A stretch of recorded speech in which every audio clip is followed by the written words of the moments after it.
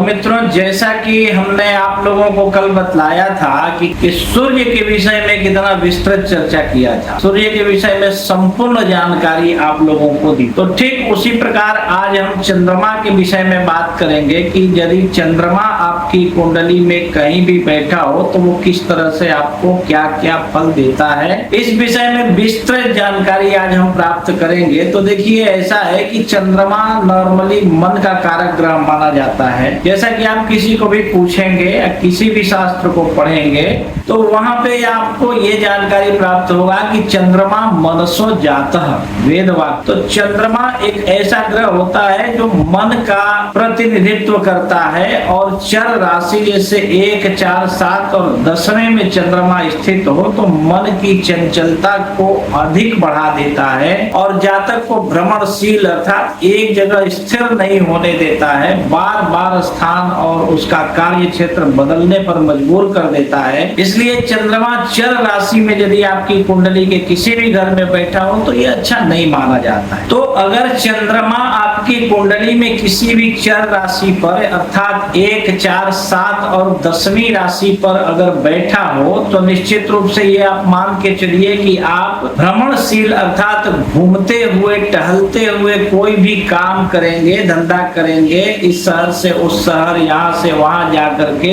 या फेरी करने वाले अगर आप धंधे करेंगे तो निश्चित रूप से उससे आपको बहुत ही लाभ होने का योग बनेगा। ऐसा जातक अगर योग साधना करे तो उसमें बिल्कुल ही असफल हो जाता है, उसमें सफलता नहीं प्राप्त होती है। और ऐसे जातक को जब जीवन में अधिकार प्राप्त हो जाता है तो निश्चित रूप से ऐसा जातक उसी की बुराई करने लगता है। अगर तीसरे, 7वें या 11वीं राशि में अर्थात मिथुन, तुला और कुंभ राशि में चंद्रमा बैठा हो तो निश्चित रूप से ऐसा जातक विद्या व्यसनी हो जाता है अर्थात पढ़ने का शौकीन हो जाता है और सिंह राशि में अपने आप को इतना बड़ा समझने लगता है कि इसके बड़प्पन का पारावार नहीं रह जाता है, केवल अपनी जुबान और अपने मुंह से। वृश्चिक राशि पर बैठा हुआ चंद्रमा बदला लेने की भावनाओं को उत्तेजित करता है, प्रोत्साहित करता है, जरा जरा सी बात पर उद्विग्न हो जाता है, इसका स्वभाव चिड़चिड़ा जैसा हो जाता है ऐसे जातक का जिसकी कुंडली में चंद्रमा मिथुन, तुला और कुंभ राशि में बैठा होता है। छठे, 8वें और 12वें घर में भी बैठ करके ऐसा चंद्रमा जो है बुरा प्रभाव देता है जातक के ऊपर, उनकी आर्थिक स्थितियों को बिगाड़ने लगता है। क्षीण हो या पाप आक्रांत हो अगर चंद्रमा आपकी कुंडली में, इस तरह का दुष्प्रभाव जातक को देता है। ठीक है। और अगर चंद्रमा कुंडली के छठे भाव में बैठा हो तो निश्चित रूप से ऐसा जातक सर्दी और जुकाम से पीड़ित रहता है। 8वें या 12वें भाव में बैठ करके चंद्रमा जातक के आर्थिक स्थिति को बिगाड़ते ही रहता है तथा जिंदगी में मानसिक तनाव बुरी तरह से बना करके रखता है जिसका कोई अंत नहीं होता। अगर आपकी कुंडली में चंद्रमा लग्न में और 7म भाव में बैठा हो तो आपको प्रवासी बना देता है, यानी घर से काफी दूर जब आप जाते हैं तो आपको लाभ ही लाभ होता है। लेकिन केंद्र या त्रिकोण में अगर चंद्रमा बैठा हो कुंडली के तो निश्चित रूप से शुभ फल देने वाला होता है। परंतु लग्न या 7म भाव में बैठा हुआ चंद्रमा आपको अनेकों स्त्रियों की चाहत को जागृत करता है और अनेकों स्त्रियों से विहार करने वाला भी बना देता है। अगर कुंडली के 8वें घर में चंद्रमा बैठा हो तो निश्चित रूप से ऐसा जातक कफ रोगी हो जाता है या जल में डूबने से इसकी मृत्यु तक हो सकती है। क्षीण या पाप ग्रहों से आक्रांत होकर के चंद्रमा अगर कुंडली के 7वें घर में बैठा हो तो निश्चित रूप से ऐसे जातक का विवाह अंतर जातीय करवाता है अर्थात ये अपनी स्वजाति में विवाह नहीं करता, दूसरे जाति की कन्या के साथ इसका विवाह संभव होता है।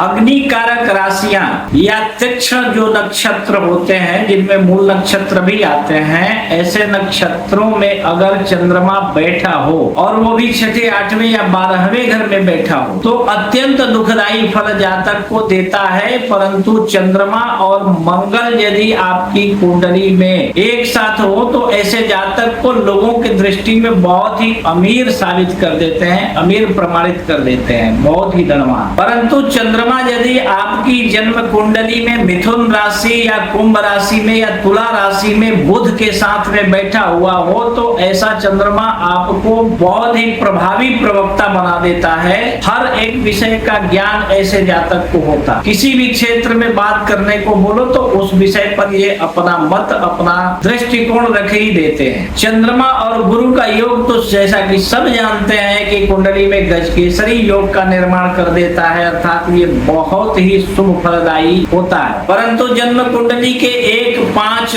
9, 10वें या 11वें स्थान में अगर यह योग बने, यानी चंद्र और गुरु बैठे हों, तो ऐसा जातक किसी संस्था की स्थापना करता है, शिक्षा देने जैसा कार्य करता है, शिक्षा के क्षेत्र से बहुत ही धन कमाता है, आध्यात्मिक भी ऐसा जातक होता है एवं विद्याभ्यासी भी बन जाता है तथा यश, मान, कीर्ति एवं ख्याति ऐसे जातक को अपने जीवन में प्राप्त होती है। सदैव ऐसे जातक के जीवन में यश, मान, प्रतिष्ठा बिगड़ने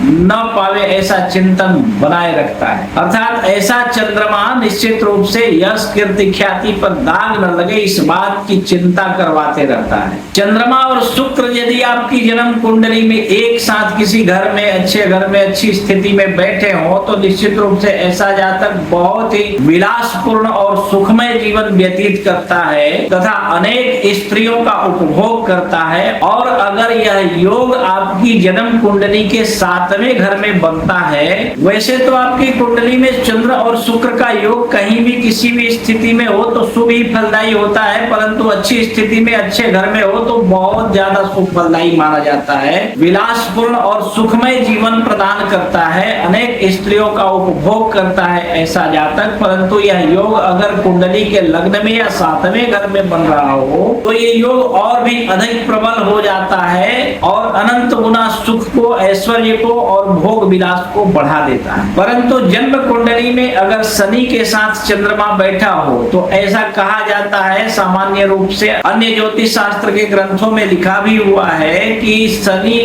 विष कारक ग्रह माना जाता है और चंद्रमा अमृत का कटोरा माना जाता है। ऐसे में इसको विष योग बोला जाता है और ये मानसिक रूप से बहुत प्रताड़ित करता है। परंतु यहाँ आचार्य कहते हैं, कुछ आचार्यों का अनुभव इस विषय में है कि ऐसा जातक बड़ा ही स्पष्ट वक्ता होता है, छल कपट करने वाले व्यक्तियों से दूर रहता है, व्यभिचार की प्रवृत्ति एवं अप्राकृतिक मैथुन क्रिया उत्पन्न करता है जातक में तथा सदा सर्वदा उद्विग्न रखता है शनि और चंद्र का योग। परंतु शनि और चंद्र का योग जो है मानसिक रूप से इतना प्रताड़ित कभी कभी कर देता है कि व्यक्ति आत्महत्या तक करने के लिए तैयार हो जाता है और कर भी लेता है। अर्थात चंद्र और सूर्य के योग से जीवन में व्यक्ति कभी चैन से नहीं रह पाता है। क्षीण चंद्रमा यदि हो, अच्छा क्षीण चंद्रमा किसको कहते हैं ये भी आपको साथ साथ में बताते चलूं। कृष्ण पक्ष की 10वीं से लेकर के शुक्ल पक्ष की 5वीं तक ये चंद्रमा जो है अत्यंत क्षीण माना जाता है, क्योंकि 10वीं से 5 दिन अमावस्या को बाकी रह जाता है और शुक्ल पक्ष की 5वीं अमावस्या से 5 दिन होता है।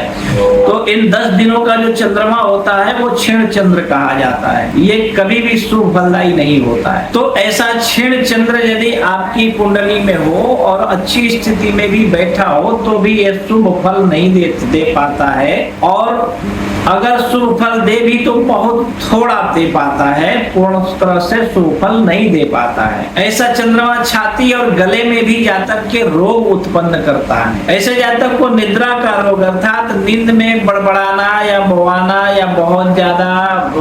नींद न आना, इस तरह की बीमारी भी दे देता है। कफ रोग, अतिसार, पीठ में फोड़ा वगैरह हो जाना, मलेरिया, मंदाग्नि, स्त्रियों से भी पीड़ा ऐसे जातक को होता है। पीलिया रोग, मूत्र से संबंधित रोग, स्वप्न दोष, रक्त दोष, जलोदर जैसे रोग एवं पांडु रोग, सर्दी जुकाम आदि अभिचार से संबंधित रोग भी इसको हो जाते हैं। अभिचार अर्थात किसी के द्वारा किए कराए जाने के वजह से भी ऐसे जातक को कोई गंभीर बीमारी हो सकती है। विसूचिका, जलोदर एवं कफ रोग तथा श्वास व और त्रिदोष से, ज्वर आदि से मृत्यु को भी प्राप्त हो जाता है ऐसा जातक यदि चंद्रमा अच्छा न हो। चंद्रमा के वजह से माता, कृषि, मित्र, चित्त वृत्ति, शारीरिक पुष्टता, राजा के अनुग्रह एवं चतुर्थ भाव से संबंधित विचार, संपत्ति आदि का विचार जो होता है वो भी किया जाता है। तो ज्योतिष शास्त्र में कर्क और वृषभ राशि का जो चंद्रमा होता है वो शुभ फलदायी माना जाता है। वृश्चिक राशि का चंद्रमा